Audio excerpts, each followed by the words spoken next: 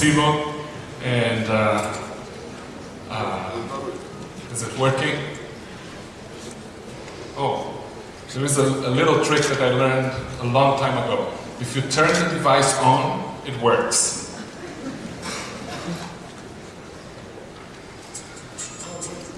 Okay. Oh, it worked. Okay. So I want to set the stage for every translation company.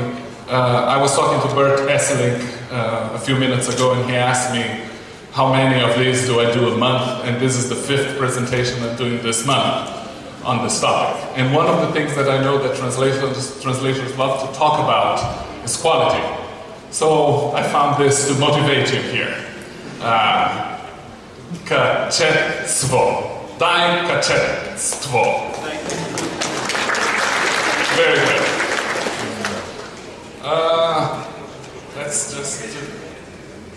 Why is it? Can you go back? One? Okay. You can't play with the computer while I'm talking. Okay. So what I'm going to talk about here is a little bit about the trends in the translation industry. Some of you have seen, how many of you saw me present last year in Ekaterinburg? Wow! Ah, good. And you came back. That's a good sign. So, anyway, currently I am the president of the European Language Industry Association, which is an association of translation companies based, guess where? In Europe. It is a little joke, actually, because I was born in Brazil. I live in Boston, near the United States, and I'm the president of the European Language Industry Association.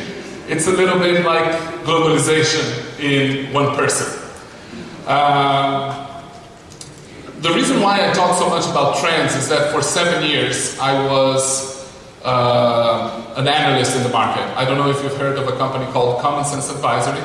It's a company that does market research in the translation industry. And I was one of the founders of the companies and wrote a lot about topics that are important to translation companies, mostly translation buyers and translators and interpreters, naturally.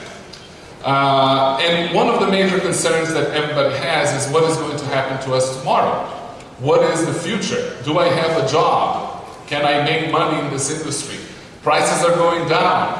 Can I survive? Well, I'm here to talk a little bit about the future. I was born in 1961. I saw the man go to the moon.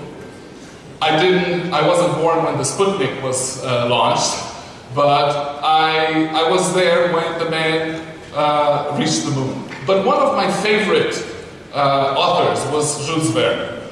And he wrote in the 1800s about the man going to the moon as being something futuristic, impossible, hard. Well, I read his books in the 1970s, and I still was fascinated with the fact of the future that Jules Verne depicted, which was already a reality for me. The man had been in the moon, and I was still reading Jules Verne and thinking, well, the future is going to be fantastic. So the problem with talking about the future is that sometimes you're actually talking about the past, and you think that you're talking about the future. Our reality should be this one, maybe. We should be talking about the man in Mars and not about the man in the moon. But we'll move forward. One of the problems that people like me who tend to talk about the future, one of the problems that we have is that we run the risk of always being wrong. If you describe what if what you describe is plausible, is realistic, it's probably already the present, it's not the future. If what you describe seems too wild, it's probably not going to happen. Last week, 2 weeks ago, somebody from Croatia posted a video on YouTube by Arthur Black, who was a futurist, and he wrote a book in 1964. He gave an interview in 1964 talking about what the future was going to be. And in 1964, he said something, one day, and everybody thought he was crazy, people will walk around the world and they can be contacted wherever they are, regardless of their location. They will not be identified by where they are, but they will be identified by who they are.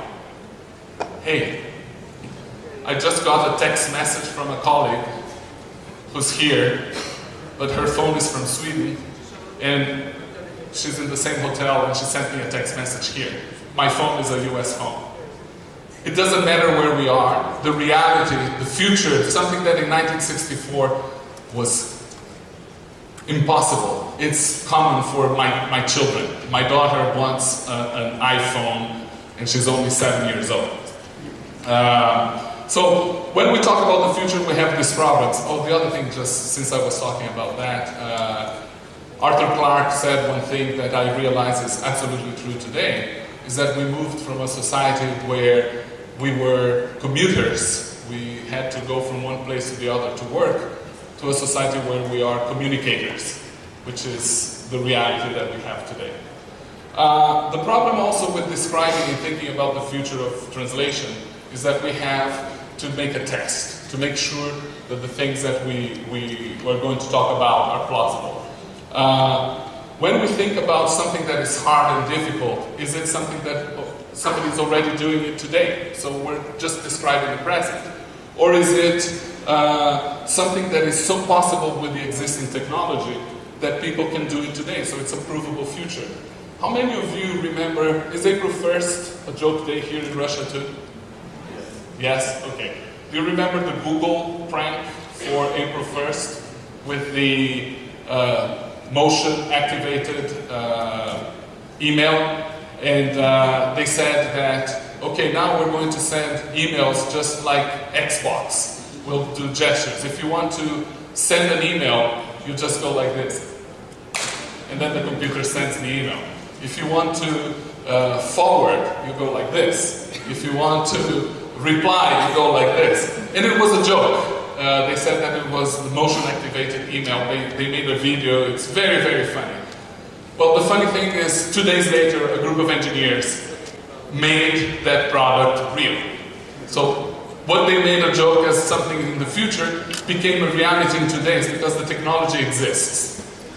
And the other thing that we need to analyze the future is, do we really need the things that we're trying to analyze? Is it something that needs to be in the future? So when I look at the translation market, one of the first things that I like to analyze is look at trends.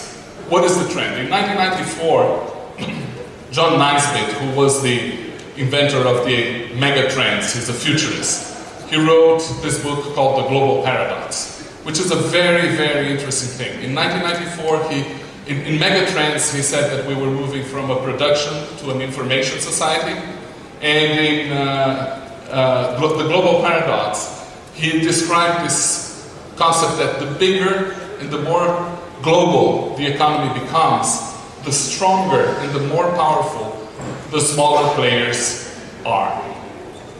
This is very, very relevant for us in the language business. The European Union is a big reality today. I studied in the European Union school in the 1980s, when Europe was 9 countries and 6 official languages. It's 27 countries, 23 official languages now. It seemed incredible that one day we could travel around all of Europe without needing a visa and showing your passport at every border. A single currency was a fantasy, and that's a reality today. But the most important thing is that people were very afraid in those days, in the 80s, that local languages would disappear, that English, French, and German would become the official languages of the European Union. Guess what? Exactly the opposite happened. Today, small groups, small minorities, the Catalan in Spain, the Welsh, the Irish, the Frisians in Holland, the Venetians and the Sicilians in Italy, these people are embracing their dialects, they're embracing their languages. And part of that is a result of technology, and part of that is a result of the job that you, translators and interpreters, have done over the years. This new generation, how many of you here were born after 1989? One? 1985. Okay. 1980. 1970. Okay. 1960. Yeah. Oh, good. 1950. Okay. 1940. Okay. It's today. Okay, so we have a great group of people here. We're not as old. We were older in the last one. Anyway, so you see, people who were born in 1940 didn't know that computers were going to exist. People who were born in 1980 already went to school with the internet. People who were born now have no idea of what a typewriter is. Or yesterday I received something on YouTube, a picture of a cassette tape and a pen. Have you seen that one? Can you match this two? Do you know what is the relationship between a pen and a cassette tape? If you know that, you're old. Anyway, one of the issues that we have in this space, what I wanted to say is that translators enable this new generation to use computers, telephones, and communication devices in their own language. And this new generation doesn't need to know English to use computers. My generation couldn't use computers if they didn't know English. My job is to try to make people think, and think bigger and think harder. And the first thing that I love to ask people is, who said that the North is up? Why do we have to look at the world putting Europe, Greenland, and the North Pole on top? I'm from South America. I love to be on top. So, what is going to happen in the future is one of the things that is frustrating, but it's actually very interesting if you want to plan your future. Is that there are certain activities that happen cyclically. How's that for the interpreters? Cyclically. Okay. First of all, we always do the same thing. We are always simplifying processes. We want to make things easier. We're always eliminating manual steps. Why? Because if you do things manually, you make mistakes. One of the key characteristics of humans is that we make mistakes. So every manual step that you can remove from a process will improve the quality of the output. And we want to automate repetitive tasks. But if you think about it, once you do these things, you create a new process, and you start the cycle again. And you start simplifying the process, eliminating new manual steps that you create, and automating repetitive tasks. And this goes on and on and on and on again. So our friends from the 40s here used pencil, paper, dictionaries. Today, Google and Trados and MemoQ. If you're a translation company, you don't use Excel spreadsheets, you use XTRF or Plunet or other, who are else? Oh, I have to remember the sponsors. Of course, right? So Atril, so MemSource and Prompt. These tools, what these tools are doing, they're automating the process and they are eliminating repetitive tasks. And this is how our life is going to go. But we will work in a different scenario. We will work in a new environment. We're going to have more translation. This concept that the market is becoming smaller and cheaper is a wrong way to look at it. Let me ask you something that I did last year. How many of you translate English in the room? Okay. How many of you translate French? German? Italian? Portuguese? Oh, one! Okay, good. Spanish? Chinese? Japanese? Wow. Ukrainian? Kazakh?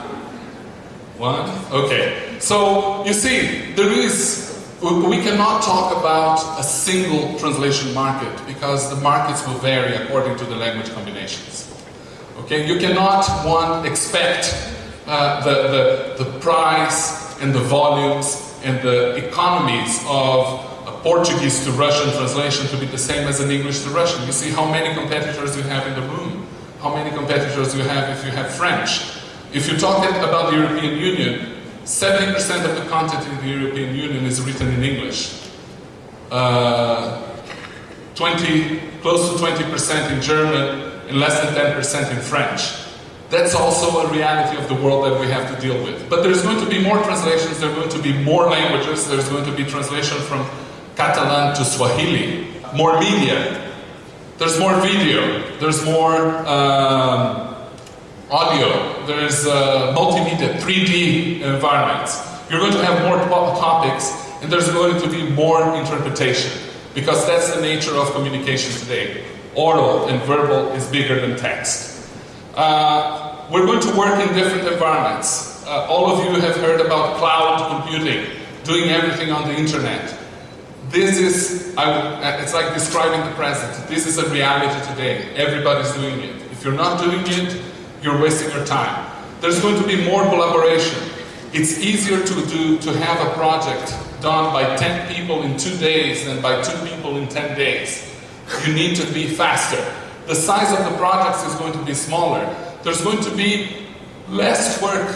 Today, the translation industry is stacked. You have large translation companies, multi-language vendors, single language vendors, and freelance translators. The single language vendors, there is a trend to disintermediate, to remove them from the process. There is more, instead of project management, because of automation, project managers will be able to handle a lot more projects than before. They're going to be monitoring projects. They're going to say, okay, this project is on time, this one is late, this is on time, late. Oh, I'm going to attack the ones that are late. So you monitor instead of managing.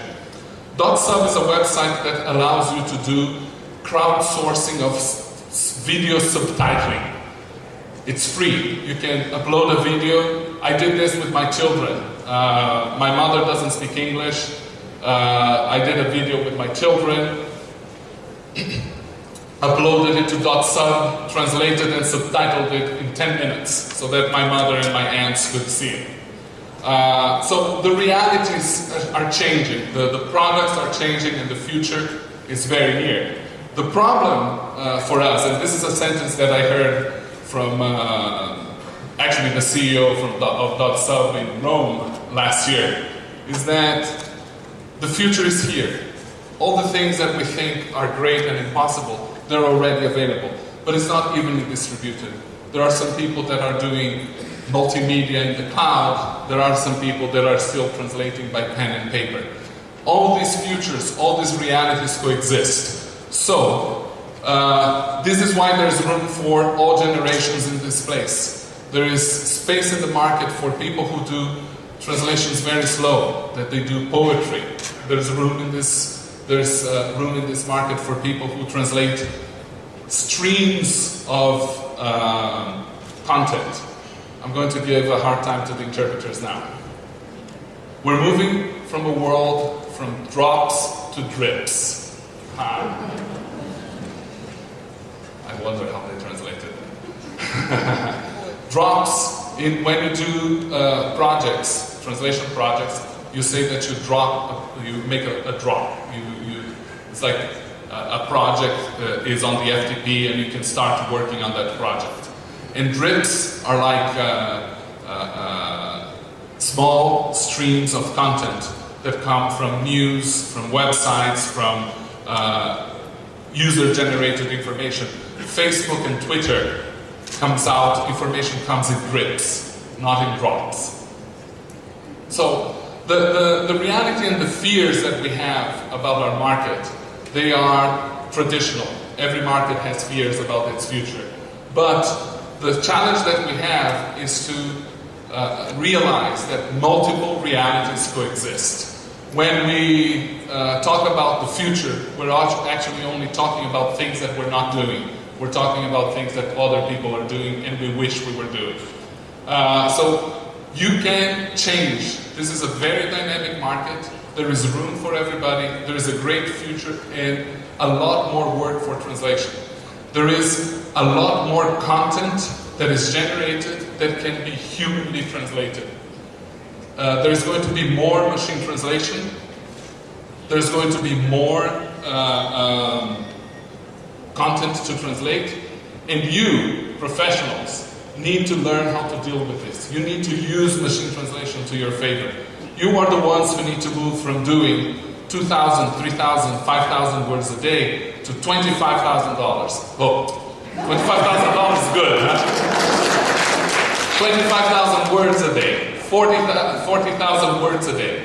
And with these volumes, you can make more money. But you're not going to make X kopecks per word. You're going to do X, half the price that you were doing before. But we're going to triple your production.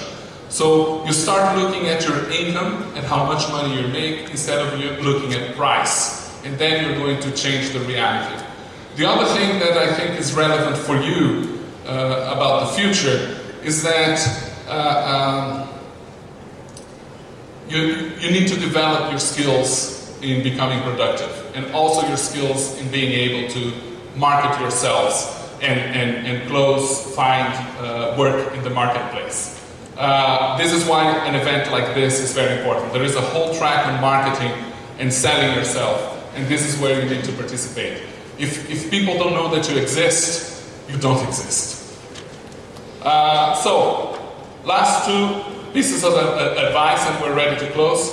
There are two things that will never change in this industry. I've been in this industry 30 years.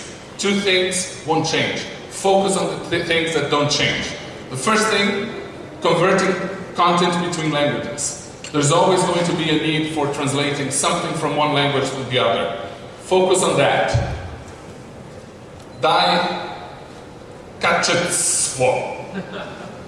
Quality of your language is very important. Second thing that will never change, customer service. Be available, be responsive, learn how to communicate and meet the expectation of your clients. If you have good customer service, you will always have work. Because translation companies love translators who deliver on time. The quality can be negotiated.